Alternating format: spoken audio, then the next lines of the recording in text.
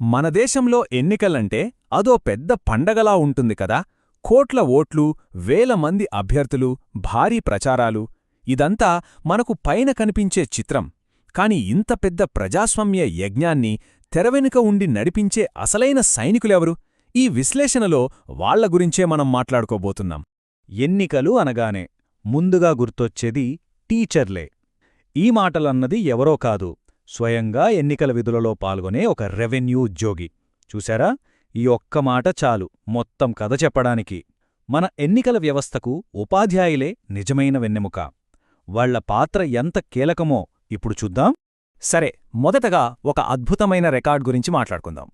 అదే గ్రామ పంచాయతీ ఎన్నికలు. టీచర్ల అంకితభావం, వాళ్ల పనితీరు ఎలాంటి అద్భుతాలు సృష్టిస్తుందో చెప్పడానికి ఇంతకన్నా మంచి ఉదాహరణ దొరకదేమా? 12,702 ఇది ఈ మధ్యే ఒకేసారి సక్సెస్ఫుల్గా ఎలక్షన్స్ జరిపిన గ్రామ పంచాయతీల సంఖ్య. ఊహించుకోండి, ఎంత పెద్ద నంబరో ఇది. ఇంత భారీ స్థాయిలో, క్షేత్రస్థాయిలో ఎన్నికలు నిర్వహించడమంటే దాని వెనక ఎంత ప్లానింగ్, ఎంత కష్టముంటుందో కదా. మరి ఆ 12,000 పైచిలుకు పంచాయతీలలో రీపోలింగ్ పెట్టాల్సిన పోలింగ్ కేంద్రాలు ఎన్ని అనుకుంటున్నారు? 1, 2 కాదు, 0. ఒక్కటంటే ఒక్కచోట కూడా మళ్లీ ఎన్నికలు జరపాల్సిన అవసరమే రాలేదు. ఇది వాళ్ల పనిలో ఉన్న పర్ఫెక్షన్కు, డెడికేషన్కు తిరుగులేని సాక్ష్యమన్నమాట. అంతేకాదండోయ్, ఈ రికార్డ్ సాధించింది ఏసీ రూముల్లో కూర్చుని కాదు. కొత్తగా ఉద్యోగంలో చేరిన వాళ్ల దగ్గర నుండి రిటైర్మెంట్కు దగ్గర్లో ఉన్న సీనియర్ల వరకు ఆడ, మగ తేడా లేకుండా అందరూ పనిచేశారు. ఎక్కడా? ఎముకలు కొరికే చలిలో, కనీస వసతులు కూడా సరిగ్గా లేని మారుమూల గ్రామాల్లో. మరి వాళ్లను అంత కష్టపడి కనిచేసేలా చేసిందేంటి? జీతం కాదు, డ్యూటీ, తమ బాధ్యత అనే ఒకే ఒక్క ఫీలింగ్. సరే, ఇదంతా ఒకవైపు. ఇంత నిజాయితీగా ఉద్యోగులు వాళ్ల పనివాళ్ళు చేసుకుపోతుంటే మరోవైపేం జరుగుతోంది? ఇప్పుడా రెండో వైపు చూద్దాం.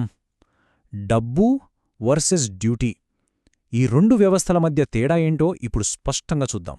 ఇక్కడ రెండు వేర్వేరు ప్రపంచాలు కనిపిస్తున్నాయి కదా. ఒక పక్కన ఎలక్షన్ స్టాఫ్ మా డ్యూటీ మేం చేస్తాం అని చెమటోడుస్తుంటే, ఇంకో పక్కన కొందరు క్యాండిడేట్లు ఏం చేస్తున్నారనే ఆరోపణలొస్తున్నాయో తెలుసా? ఒక్క ఓటుకి 2,000 నుండి 5,000 రూపాయల వరకు ఇచ్చుకొనేస్తున్నారట. ఎంత దారుణమైన విషయమిది! అసలింత డబ్బు దేనికోసం ఖర్చు పెడుతున్నారు? ఏ పదవికి ఇంత డిమాండ్? అదే సర్పంచ్ పదవి. అంటే మన గ్రామాలకు హెడ్ అన్నమాట. మన ప్రజాస్వామ్యానికి పునాదిలాంటిది ఈ పదవి. మరి ఈ పునాదిలాంటి పదవికి అభ్యర్థులు ఎంత ఖర్చు పెడుతున్నారని ఆరోపణలు వస్తున్నాయో చూస్తే షాకవుతారు. ఒకచోట 53 లక్షలు, మరోచోట 75 లక్షలు, కొన్ని చోట్లయితే ఏకంగా 1 కోటి రూపాయలట. ఆలోచించండి, ఒక గ్రామ సర్పంచ్ పదవి కోసం 1 కోటి రూపాయలు ఖర్చు పెట్టడమా? అంటే మన డెమోక్రసీని ఇంతలా వెలకట్టి అమ్మేస్తున్నారా?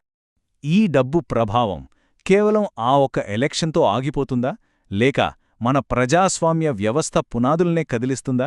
దీని గురించి కొంచెం లోతుగా చూద్దాం. ప్రజాస్వామ్యమంటే ఇదేనా? కేవలం ఎన్నికలు, ఓట్లు, ఎన్నికలు, ఓట్లు అంతేనా?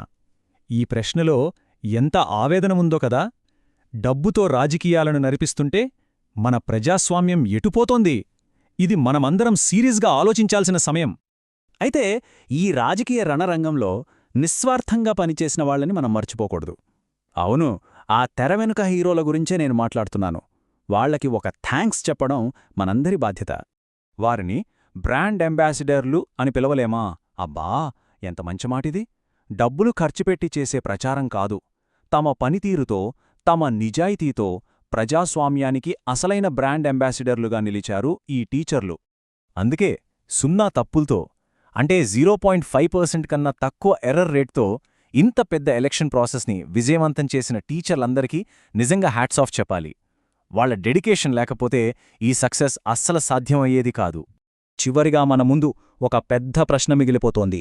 ఎన్నికల ప్రక్రియ ఇంత పవిత్రంగా, స్వచ్ఛంగా ఉన్నప్పుడు రాజకీయాలు మాత్రం అలా లేకపోతే మన ప్రజాస్వామ్యం భవిష్యత్తు ఏమిటి? దీనికి సమాధానం మనమే వెతుక్కోవాలి.